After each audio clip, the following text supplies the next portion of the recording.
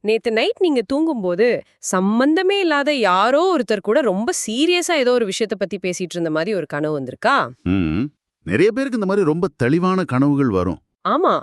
முழிச்சதுக்கு அப்புறம் அவங்க முகம் மறந்துரும், அந்த இடம் மறந்துரும். ஆனா அந்த உரையாடலோட உணர்வு மட்டும் உங்க மனசுல அப்படியே ஒரு பாரமா தங்கியிருக்கும். ஏன் இப்படி ஒரு கனவு வந்துச்சு, நாம ஏன் அவங்க கிட்ட அப்படி பேசணும் அப்படின்னு என்னைக்காவது நீங்க குழம்பியிருக்கீங்களா? கண்டிப்பா. ஏன்னா, மருத்துவத்துறையில ஒரு நோயை கண்டுபிடிக்கிறது ஒரு துல்லியமான அறிவியல். ஆனா, மூளைக்குள்ள நடக்கிற அந்த கனவு உலகத்துக்குள்ள நம்ம நுழையும்போது, எந்த அறிவியலா இருந்தாலும் கொஞ்சம் திணறும், கரெக்ட்டா? ஏன்னா அங்க எல்லாமே ஒரு பெரிய மர்மம் தான். இந்த ஆழமான தேடலுக்கு உங்கள வரவேற்கிறோம். இன்னைக்கு நம்ம பார்க்க போற விஷயம் நம்ம மூளை ஏன் கனவு காண்கிறது, அதோட உண்மையான உளவியல் என்ன? ஆமா.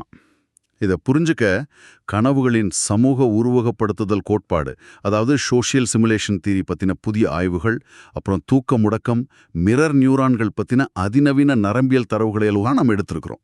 எக்ஸாக்ட்டா. மூளை எப்படி இரவில் ஒரு விசித்திரமான நாடக மேடையா மாறுதுன்னு டீகோட் பண்ண போறோம். இந்த நாடக மேடை வெறுமனே பொழுதுபோக்கிற்காக மட்டும் இல்லைன்னு சொல்றீங்க இல்லையா? கண்டிப்பா இல்ல. அது உங்களோட விழித்திருக்கும் வாழ்க்கையோட மிக முக்கியமான தேவைகளுக்காக யாருக்கும் தெரியாம திரைக்கு பின்னால் நடக்கிற ஒரு தீவிரமான ஒத்திகை. வாவ்! ஒரு தீவிரமான ஒத்திகை. நாம கனவுகள வெறும் மாயைகள் இல்லனா பகல் நேர நினைவுகளோட குப்பைகள் அப்படின்னு ரொம்ப ஈஸியா ஒதுக்கிட பழகிட்டோம். ஆனா, அறிவியல் தரவுகளை நீங்க ஆழமா கவனிக்கும்போது, கனவுகள் அப்படிங்கிறது மனித பரிணாம வளர்ச்சியில நம்ம உயிர் வாழ்வதற்கான மிக முக்கியமான கருவிகள்ல ஒண்ணு அப்படிங்கிறது ரொம்ப தெளிவா புரியுது. சரி, இத கொஞ்சம் விரிவாக பார்ப்போம். கனவுகள நாம இப்ப இருக்கிற ஒரு அதிநவீன விர்ச்சுவல் ரியாலிட்டி, அதாவது விஆர் ஹெட்செட்டோடு ஒப்பிடலாம்னு நினைக்கிறேன். ரொம்ப சரியான ஒப்பீடு. ஏன்னா நீங்க அந்த விஆர் ஹெட்செட்டை மாட்டின உடனே வெளி உலக தொடர்புகள் எல்லாமே கட் ஆயிடுது. நீங்க முழுசா ஒரு புது உலகத்துக்குள்ள போறீங்க. ம். அங்க நீங்க பாக்குறது, கேக்குறது, உணர்வது எல்லாமே 100% உண்மையாவே நடக்கிற மாதிரி உங்களுக்கு தோணும். நம்ம மூளையும் நாம தூங்கும்போது இத தான் செய்யுது. ஆமா, நம்ம கண்கள் மூடி இருக்கு, உடல் அசைவுகள் மூழ்கி இருக்கு, வெளிச்சமோ சத்தமோ மூளைக்கு போறதில்ல.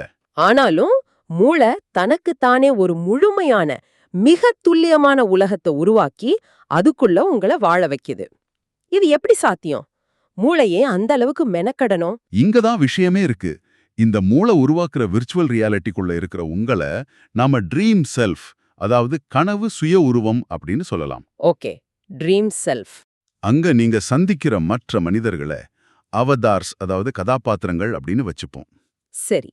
உங்களோட உடல் இயக்கங்கள் முற்றிலும் முடக்கப்பட்டிருந்தாலும் உங்களோட மூளையின் உணர்வு நிலை விழிப்போடவே இயங்குது.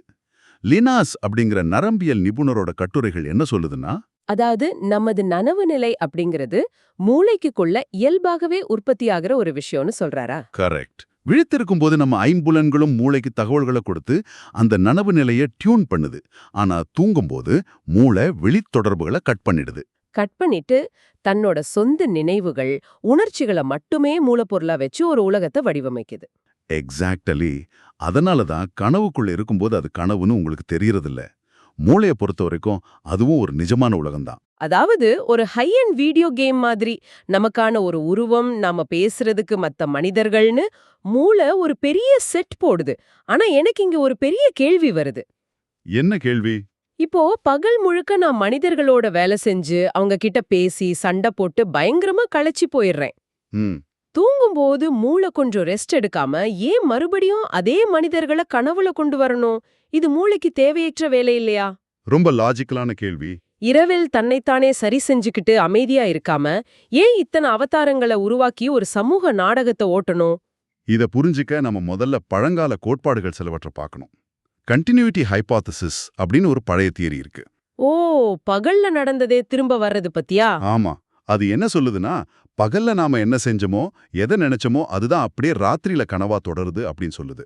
அதாவது மூளை பகல் நேர நினைவுகளை வெறுமனே ரீப்ளே பண்ணுது. ஓகே, வேற என்ன தியரி இருக்கு? இன்னொரு பிரபலமான தியரி த்ரெட் சிமுலேஷன் தியரி. ஆதிகால மனிதர்கள் காடுகள்ல வேட்டையாடி வாழ்ந்தபோது மிருகங்களிடமிருந்தும் எதிரிகளிடமிருந்தும் தப்பிக்க வேண்டியிருந்துச்சு இல்லையா? கண்டிப்பா, உயிராபத்து நிறைய இருந்துச்சு. அந்த ஆபத்துகளை எப்படி சமாளிக்கிறதுன்னு மூளை தூக்கத்துல ஒத்திக பாக்குது. அதனால தான் நமக்கு யாரோ துரத்துற மாதிரியோ மலையிலேருந்து கீழே விழுற மாதிரியோ கனவுகள் வருதுன்னு இந்த தியரி சொல்லுது. புரியுது. அப்போ இது எல்லாமே ஒரு தற்காப்பு மெக்கானிசம்னு சொல்றாங்க. ஆனா ஜார்னோ துமெனின் அப்படிங்கிற ஆராய்ச்சியாளர் தன்னோட முனைவர் பட்ட ஆய்வுல முன்வைக்கிற சோஷியல் சிமுலேஷன் தியரி இந்த விஷயத்தையே வேற ஒரு கோணத்துல பாக்குது. ஓ, அவர் ஆபத்துகளை பத்தி பேசலையா? இல்ல, அவர் ஆபத்துகளை பத்தி பேசல, மாறாக நம்ம உறவுகளை பத்தி பேசுது. ஒரு நிமிஷம். அப்போ நம்ம வேட்டையாடுற மிருகங்களிடமிருந்து தப்பிச்சு உயிர் பிழைக்கிறத விட மத்த மனிதர்களோடு பழகுறது மனித பரிணாம வளர்ச்சிக்கு அவ்வளவு முக்கியமானதா இருந்ததா? ஆமாம், அததான் தரவுகள் ரொம்ப ஸ்ட்ராங்கா சொல்லுது. ஏன், என்னால நம்ப முடியலையே. என்ன தரவுகள்? நம்ம கனவுகள் ஆராய்ஞ்சு பார்த்தா நாம காணும் கனவுகள்ல 5%க்கும் குறைவான கனவுகள்ல மட்டுமே நாம தனியா இருக்கோம். வெறும் 5% தானா? ஆமாம், மீதி 95% கனவுகள்ல வேற கதாபாத்திரங்கள் இருக்காங்க. அதுலயும் 95% பேர் விலங்குகளோ ஏலியன்களோ கிடையாது, மனிதர்கள். ஓ, மனிதர்கள் தான் அதிகமா வராங்களா? வேட்டை சமூகங்கள்ல வாழ்றவங்களுக்கும் குழந்தைகளுக்கும் மட்டும்தான் விலங்குகள் கனவுல அதிகமா வருது. மத்தபடி நம்ம பாக்குறது முழுக்க முழுக்க மனிதர்களை தான். வாவ். இன்னும் ஆச்சரியமான விஷயம் என்னன்னா, அந்த மனிதர்கள்ல 90% பேர் யாரென்று நம்மளால துல்லியமா அடையாளம் காண முடியுது. ஓகே, அதாவது அவங்க ஆணா பெண்ணா, நமக்கு தெரிஞ்சவங்களா இல்ல முன்பின் தெரியாதவங்களான்னு மூளை ரொம்ப தெளிவா கால்குலேட் பண்ணி அவங்கள உருவாக்குது. கரெக்ட். மூளை ஏன் இவ்வளவு பெரிய எனர்ஜியை செலவழிச்சு இந்த மனித அவதாரங்களை டிசைன் பண்ணணும்? ஏன்னா மனிதன் ஒரு சமூக விலங்கு. ஆமா. மத்தவங்களோடு இணைந்து வாழ்றது, யார் நண்பன் யார் எதிரின்னு கணிக்கிறது, கூட்டமா செயல்படுறது, இதுதான் மனித இனம் இன்னைக்கு வரைக்கும் பிழைத்திருக்க மிக முக்கியமான காரணம். எக்ஸாக்ட்லி. ஒரு சிங்கத்துக்கிட்ட இருந்து தப்பிக்கிறத விட நம்ம கூட்டத்துக்குள்ள ஒருத்தன் நமக்கு துரோகம் பண்ணுவானான்னு கணிக்கிறது மூளைக்கு ரொம்ப சிக்கலான அவசியமான ஒரு வேலை. சரியா சொன்னீங்க. இப்போ விஷயம் எனக்கு இன்னும் கிளியரா புரியுது. இதை நான் ஒரு சமூக வலைத்தள ஃபீட் மாதிரி பார்க்கறேன். நாம இன்ஸ்டாகிராம்லயோ ஃபேஸ்புக்லயோ எப்படி மத்தவங்களோட பதிவுகளை பார்த்து ரியாக்ட் பண்றோமோ, அதே மாதிரி மூளையும் தனக்கென ஒரு ஆஃப்லைன் சோஷியல் நெட்வொர்க்கை உருவாக்கி வச்சுக்குது. நாளைக்கு ஆஃபீஸ்ல பாஸ் கிட்ட எப்படி பேசுறது, இல்ல கோவமா இருக்கிற நண்பனை எப்படி சமாளிக்கிறதுன்னு ஒரு சிமுலேஷன் போட்டு பாக்குது. சரியா? சரியா சொன்னீங்க. ஆனா இது வெறும் மேலோட்டமான பயிற்சி கிடையாது. ஜார்னோ டுமினன் தன்னோட ஆய்வுல ஒரு முக்கியமான விஷயத்தை குறிப்பிடுறாரு. என்ன அது? நம்ம கனவுகள்ல 1/5 ரொம்ப பாசிட்டிவான சிக்கலான சமூக உரையாடல்களாகவே இருக்கு. இதுக்கு பேரு practice and preparation hypothesis. Okay, அதாவது பயிற்சி எடுக்கிறது. ஆமா, நாம தூங்கும்போது மத்தவங்களுக்கு எப்படி உதவி செய்யறது, அவங்களுக்கு எப்படி எமோஷனல் சப்போர்ட் கொடுக்கறது அப்படின்னு மூளை ட்ரைனிங் எடுக்குது. அப்போ நீங்க விழித்திருக்கும் போது அந்த உறவுகளை ஸ்ட்ராங் ஆக்கிறதுக்கு இந்த இரவு நேர பயிற்சி ஒரு அடித்தளமா அமைதுன்னு சொல்றீங்க? கண்டிப்பா.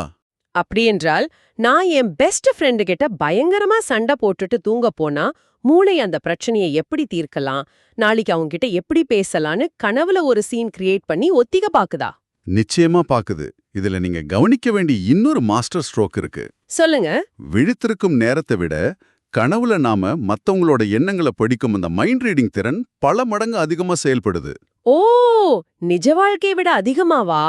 ஆமா, உளவியல்ல இத தியரி ஆஃப் மைண்ட் அப்படின்னு சொல்லுவாங்க. அதாவது எதிர்த்தாப்புல இருக்கிறவங்க என்ன நினைக்கிறாங்க, அவங்க ஏன் அப்படி நடந்துக்கிறாங்கன்னு அவங்க இடத்துல இருந்து யோசிச்சு பார்க்கிற திறன். அப்போ மூளை வெறும் 3D உருவங்களை மட்டும் கனவுல உருவாக்குறது இல்ல. இல்ல, அந்த உருவங்களுக்குள்ள ஒரு கற்பனையான மனசையும் உருவாக்கி அந்த மனசு என்ன நினைக்குதுன்னு நீங்களே கண்டுபிடிக்கிற மாதிரி ஒரு விளையாட்டை விளையாடுது. இது உண்மையிலேயே மூளையோட அதீத சக்தி தான். நாம ஒரு விர்ச்சுவல் உலகத்தை உருவாக்குறோம், அங்க விர்ச்சுவல் மனிதர்களை உருவாக்குறோம், அவங்களுக்கு ஒரு விர்ச்சுவல் மைண்டையும் செட் பண்றோம். ஆமா, செட் பண்ணி அதுக்குள்ள என்ன இருக்குன்னு நாமே டீகோட் பண்றோம். ஆனா எனக்கு இங்க ஒரு சந்தேகம் வருது. என்ன சந்தேகம்?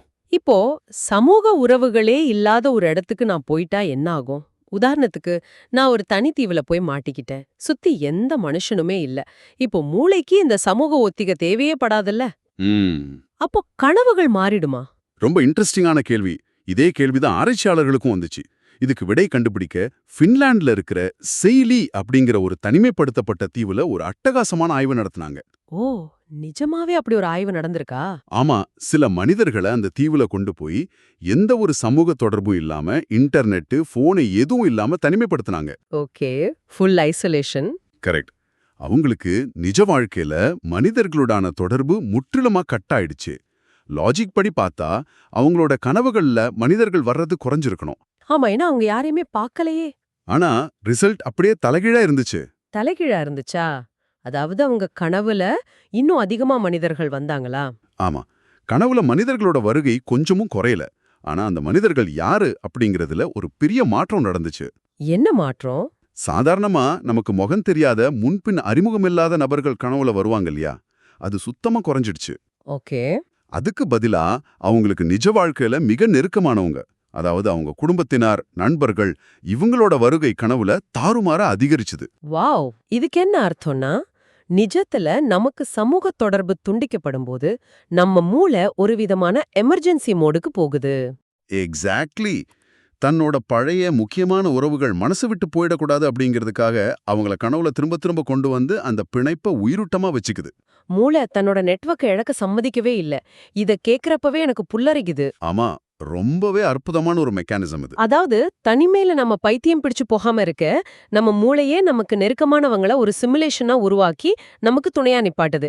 இந்த வர்ச்சுவல் ரியாலிட்டி சிமுலேஷன் ரொம்ப பெர்ஃபெக்ட்டா வேலை செய்யுதுன்னு புரிஞ்சுக்க முடியுது. ம். ஆனா எந்த ஒரு தொழில்நுட்பமா இருந்தாலும் சரி, அதுல சில நேரங்கள்ல கிளிச், அதாவது கோளாறுகள் ஏற்படும் இல்லையா? கண்டிப்பா ஏற்படும். இந்த மூளையோட சிமுலேஷன்ல கோளாறு ஏற்பட்டா என்ன ஆகும்? அதாவது ஹார்ட்வேர் அப்படின்னு சொல்லக்கூடிய நம்ம உடல் முழிச்சுக்கிட்டு, ஆனா சாஃப்ட்வேர் அப்படின்னு சொல்லக்கூடிய இந்த கனவு சிமுலேஷன் இன்னும் ஆஃப் ஆகாம சிக்கிக்கிட்டா என்ன நடக்கும்? நீங்க இப்ப தொட்டிருக்கிற விஷயம் ரொம்ப பயங்கரமான ஒரு அனுபவம். இத மருத்துவத்துல ஸ்லீப் பேரலைசிஸ், அதாவது தூக்க முடக்கம் அப்படின்னு சொல்வாங்க.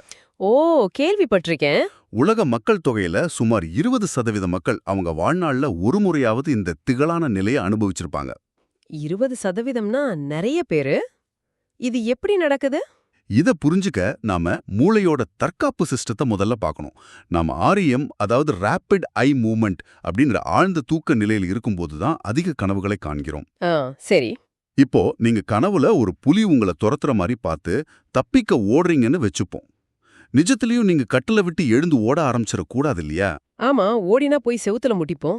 அதுக்காக மூளை ஒரு சேஃப்டி பிரேக் போடுது. சேஃப்டி பிரேக்கா? அதாவது கனவுல நடக்கிறத நிஜத்துல செஞ்சிடக்கூடாதுன்னு மூளை உடல ஆஃப் பண்ணி வைக்குதா? எக்ஸாக்ட்லி. உங்க மூளையோட அடிப்பகுதியில பான்ஸ் அப்படின்னு ஒரு சின்ன கட்டுப்பாட்டறை இருக்கு. ஓகே, பான்ஸ். நீங்க கனவு காண ஆரம்பிச்ச உடனே இந்த பான்ஸ் என்ன பண்ணும்னா காபா அப்புறம் கிளைசின் அப்படின்னு 2 வகையான ரசாயனங்களை உங்க முதுகுத்தண்டுக்கு அனுப்பி வைக்கும். சரி, இந்த கெமிக்கல்ஸ் என்ன பண்ணும்? இந்த ரசாயனங்கள் ஒரு பூட்டு மாதிரி செயல்பட்டு உங்க கழுத்துக்கு கீழே உள்ள தசைகளை அப்படியே தற்காலிகமா லாக் பண்ணிடும். இதைத்தான் நாம பேரலைஸ் ஆகுறதுன்னு சொல்றோம். ஓ, சிம்பிளா சொல்லணும்னா ஸ்கிரீன்ல படம் ஓடிட்டு இருக்கும், ஆனா கீபோர்ட் லாக் ஆயிருக்கும். ரொம்ப கரெக்டான உதாரணம். ஓ, ஓகே. லாஜிக் புரியுது. நம்ம பாதுகாப்பிற்காக மூளை உடலை லாக் பண்ணுது. ஆனா அந்த கிளிச் பிரச்சனை எங்க வருது? பிரச்சனை எங்க வருதுன்னா, சில சமயங்கள்ல உங்க மூளையோட விழிப்பு நிலை திடீர்னு திரும்பிடும். நீங்க முழிச்சுப்பீங்க, உங்க கண்கள் திறந்திருக்கும். சரி. இன்னும் உங்களுக்கு புரியும். ஆனா அந்த பான்ஸ் அனுப்பி வச்ச ரசாயனங்கள் இன்னும் உங்க தசைகளை விட்டு விலகி இருக்காது. Oh my god! அப்போ கீபோர்ட் இன்னும் அன்லாக் ஆகல. ஆமா. அதனால நனவு நிலை திரும்பிட்டாலும் உங்களால கை கால்களை 1 இன்ச் கூட அசைக்க முடியாது, கத்தி கூப்பிடவும் முடியாது. இது ஒரு கொடூரமான அரைக்குறை விழிப்பு நிலை. ரொம்ப திகிலா இருக்கு கேக்குறதுக்கே.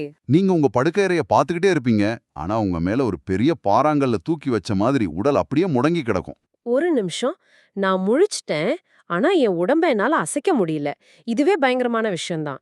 ஆனா தூக்க முடக்கம் வந்த பலரும் சொல்ற இன்னொரு விஷயம் எனக்கு ரொம்ப ஆச்சரியமா இருக்கும். என்ன சொல்லுவாங்க? அவங்க தனியா தான் படுத்திருப்பாங்க, ஆனா யாரோ ஒருத்தர் நெஞ்சு மேல ஏறி உட்கார்ந்து அழுத்துற மாதிரியோ, அல்லது இருட்டுல ஒரு உருவம் படுக்கை அறை மூலையில நிக்கிற மாதிரியோ உங்களுக்கு தோணும். இது ஏன்? இதத்தான் பெட்ரூம் இன்ட்ரூடர் அப்படின்னு சொல்லுவாங்க. முடங்கி போறது உடம்பு தானே. நிஜமாவே அங்க யாருமே இல்லாதப்போ நம்ம மூளை ஏன் ஒரு பேயையோ அல்லது அமானுஷ்ய உருவத்தையோ கற்பனை செஞ்சு நம்மளையே பயமுறுத்தணும்? இது ரொம்ப அற்புதமான ஒரு கேள்வி. இங்கதான் மூளையோட உச்சகட்ட தந்திரம் ஒழிஞ்சிருக்கு. ஓகே, சொல்லுங்க. இத நாம புரிஞ்சிக்க மூளைக்குள்ள இருக்கிற ஒரு 3D மேப் பத்தியும் மிரர் நியூரான்கள் பத்தியும் தெரிஞ்சுக்கணும். மிரர் நியூரான்கள்னா?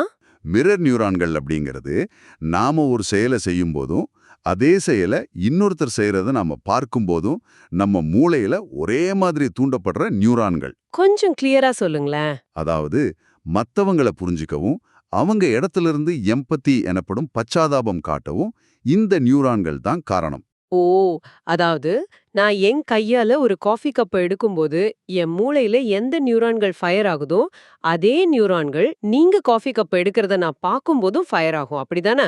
மிகச்சரி. இதுதான் மிரர் நியூரான்களோட வேலை. இப்போ தூக்க முடக்க நிலைக்கு வருவோம். உங்க மூளை முழிச்சிடுச்சு, ஆனா உடல் முழுசா லாக் ஆயிருக்கு. ஹம். மூளைக்கு எப்பவுமே உடம்புல இருந்து தொடு உணர்வு, அசைவுன்னு சிக்னல்கள் போய்க்கிட்டே இருக்கணும். ஆனா இப்போ உடல் முடங்கி இருக்கிறதால எந்த சிக்னலும் போகல. வைஃபை ரூட்டர்ல சிக்னல் கட் ஆனா ரெட் லைட் எரியும்ல, அது மாதிரியா? ஆமா, அது மாதிரி மூளைக்குள்ள ஒரு பெரிய தகவல் தொடர்பு துண்டிப்பு நடக்குது. இத டிசஃபரன்டேஷன் அப்படின்னு சொல்லுவாங்க. சிக்னல் வராததால மூளை பயங்கரமா குழப்பமடையுது. ஓகே, மூளை பேனிக் ஆகுது. உங்க மூளைக்குள்ள எப்பவுமே உங்க உடம்போட ஒரு 3D கற்பனை வரைபடம் இருக்கும். வலது பரைட்டல் கார்டெக்ஸ் அப்படிங்கிற பகுதி தான் இந்த வரைபடத்தை கண்ட்ரோல் பண்ணுது. சரி. இப்போ சிக்னல் வராததால இந்த கட்டுப்பாட்டு மையம் மொத்தமா குழம்பி சிஸ்டம் கிராஷ் ஆகுது. சிஸ்டம் கிராஷ் ஆயிடுச்சு. ஓகே. ஆனா அந்த 3D மேப் எப்படி ஏன் ரூம்குள்ள ஒரு பேயா மாறுது? அதுதான் எனக்கு புரியல. அங்கதான் ட்விஸ்ட். மிரர் நியூரான்கள் எப்பவுமே வெளி உலகத்துல இருக்கிற மனிதர்களை தான் காப்பி அடிச்சு பிரதிபலிக்கும். ஆனா இப்போ வெளியில இருந்து எந்த சிக்னலும் வரல, உள்ளேயும் தகவல் தொடர்பு கெட்டாயிடுச்சு. ஓ, இதனால பைத்தியம் பிடிச்ச மாதிரி வேலை செய்யற மிரர் நியூரான்கள் தங்களுக்குள்ள பதிவாகியிருக்கிற உங்க சொந்த உடலோட 3D மாடலைய உங்களுக்கு வெளியே நிக்கிற ஒரு நிழல் மனிதனாகவோ அல்லது ரூம்குள்ள நுழைஞ்ச ஒரு வேற்றுருவமாகவோ மூளைக்குள்ள ப்ரொஜெக்ட் பண்ணிடுதா? எக்ஸாக்டா. அதாவது மூளைக்கு வெளியில இருந்து தகவல் வராததால மூளையே தன்னோட சொந்த உடலின் பிம்பத்தை வெளியே தூக்கி வீசி ஒரு ஹாலோகிராம் மாதிரி நிறுத்துது. Mind blowing. நீங்க உங்க ரூம்ல பாக்குறது ஒரு பேயையோ ஆவியையோ வேற்று கிரகவாசியையோ கிடையாது. அது ஹார்ட்வேர் கோளாறினால சிதைக்கப்பட்டு வெளியே நிக்கிற உங்களோட சொந்த பிம்பம் தான். இத நம்பவே முடியல. அதாவது என் நெஞ்சில ஏறி உட்கார்ந்து என்னை கழுத்த நெரிக்கிற மாதிரி எனக்கு தோணுனது வேற யாரும் இல்ல, என் மூளைக்குள்ள இருக்கிற என் சொந்த உடலோட வரைபடம் ஒரு சிதைந்த வடிவம்ல எனக்குள்ளேயே விளையாடுதா? ஆமா, அது மட்டும் இல்ல, சிலருக்கு இந்த தூக்க முடக்கத்தின் போது உடலை விட்டு வெளியே மிதக்கிற மாதிரி ஒரு உணர்வு ஏற்படும். ஓ, அவுட் ஆஃப் பாடி எக்ஸ்பீரியன்ஸ். தன்னோட உடலையே மேல காத்துல மிதந்துகிட்டு பாக்குற மாதிரி தோணும்னு சொல்லுவாங்களே. ஆமா, அதுக்கும் இதே மிரர் நியூரான்கள் மற்றும் பேரிட்டல் கார்டெக்ஸ் குழப்பம்தான் காரணம். மூளையால தன்னோட இருப்ப அந்த முடங்கிப்போன உடலுக்குள்ள நிலைநிறுத்த முடியல. ஓ, ஓகே. அதனால என்ன பண்ணுது? அதனால ஒரு கேம்ல நாம கேமரா ஆங்கிள மாத்துற மாதிரி தன்னோட உணர்வு நிலைய உடலுக்கு வெளியே ஒரு விர்ச்சுவல் கேமரா மாதிரி பொருத்திடுது. வாவ்! ஆகா, தூக்க முடக்கத்தின் போது நடக்கிற இது எல்லாமே ஒரு மிகச்சிறந்த வர்ச்சுவல் ரியாலிட்டி சாஃப்ட்வேர் பழுதான ஒரு ஹார்ட்வேர்ல இயங்க முயற்சி பண்ணும்போது ஏற்படுற வெறும் கிளிச்சஸ் தான். இதெல்லாம் கேக்கும்போது நம்ம மூளையோட செயல்பாடுகள் எப்பேற்பட்ட ஒரு பிரம்மாண்டமான மாயாஜாலம்னு புரியுது. கண்டிப்பா. இன்னைக்கு நாம பார்த்த விஷயங்களை அப்படியே ஒரு முறை ரீவைண்ட் பண்ணி பார்த்தா நம்ம மூளை வெறுமனே இதய துடிப்பையும் சுவாசத்தையும் மட்டும் கண்ட்ரோல் பண்ற ஒரு சாதாரண மிஷின் கிடையாது. ம், அது நாம தூங்கும்போது கூட நமக்கான சமூக பிணைப்புகளை வலுப்படுத்துற ஒரு தீவிரமான ஒத்திகை களமா செயல்படுது. பகல்ல நம்ம சந்திக்கிற மனிதர்களை, சவால்களை, உணர்ச்சிகளை இரவு முழுவதும் ஒரு நாடகமாக்கி அதுல நம்மள பயிற்சி செய்ய வைக்குது. ஆமா, அதுதான் சோஷியல் சிமுலேஷன் தியரியோட மைய கருத்து. தனிமையில இருந்தா கூட நம்மள காப்பாத்த நெருக்கமானவங்கள சிமுலேட் பண்ணுது. அதே சமயம் சின்னதா ஒரு கம்யூனிகேஷன் கோளாறு ஏற்பட்டால் தன் சொந்த உருவத்தையே ஒரு அமானுஷ்யமான பேயா மாற்றி நம்மளையே பயமுறுத்தக்கூடிய ஒரு அசாத்தியமான தொழில்நுட்பமா அது இருக்கு. உண்மைதான். மனித மனம் அப்படிங்கிறது உண்மையிலே ஒரு பிரபஞ்சத்துக்கு சமமானது. நாம கனவு காணும்போது மூளை தன்னுள் மறைஞ்சிருக்கிற பல அடுக்கு நினைவுகளையும் எதிர்கால தேவைகளையும் ரொம்ப நேர்த்தியா வெளிக்கொண்டு வருது. கரெக்ட். இந்த கோட்பாடுகள் நமக்கு உணர்த்துவது ஒரு ஆழமான உண்மையத்தான். நாம தனியா வாழ பிறந்தவர்கள் கிடையாது. நமது ஆழ் மனசு கூட நாம மத்தவங்களோட எப்படி பிணைப்போடு இருக்கணும், சமூகமா எப்படி இயங்கணும் அப்படிங்கிறதுக்காகவே ராத்திரியில தூக்கத்தை கெடுத்துக்கிட்டு நமக்காக வேலை செய்யுது. ரொம்ப அழகா சொன்னீங்க. கனவுகள் அப்படிங்கிறது நம்ம சமூக உறவுகளோட ரகசிய காப்பாளர்கள்னு சொல்லலாம். நாம இந்த ஆழ்ந்த அலசலோட முடிவுக்கு வந்துட்டோம். ம், ஆனா இத முடிக்கிறதுக்கு முன்னாடி நேயர்களுக்கு உங்ககிட்ட ஒரு ஆழமான கேள்வியை நான் விட்டுட்டு போக விரும்புறேன். நீங்க யோசிச்சு பாருங்க, வெளி உலக தொடர்பே இல்லாத ஒரு இருட்டான அறைக்குள்ள உங்களோட மூளையால ஒரு முழுமையான உலகத்தை உருவாக்கி அங்க துல்லியமான சுயநினைவுள்ள மனிதர்களைப் போல செயல்படும் கதாபாத்திரங்களை உருவாக்க முடியுதுன்னா, ஆமா, சின்னதா ஒரு கோளாறு ஏற்படும்போது உங்க சொந்த உடலையே வேறொரு உருவமா மாற்றி உங்களையே 100% நம்ப வைக்க முடியுதுன்னா, நாளைக்கு காலையில நீங்க தூங்கி எழுந்து பார்க்க போற இந்த நிஜ உலகமும் உங்களை சுற்றி இருக்கிற இந்த மனிதர்களும் கூட உங்களோட மூளை உருவாக்குற ஒரு இன்னொரு மிக துல்லியமான சிமுலேஷன் இல்ல அப்படிங்கறத நீங்க எப்படி உறுதியா நம்ப முடியும்? சிந்தித்து பாருங்கள்.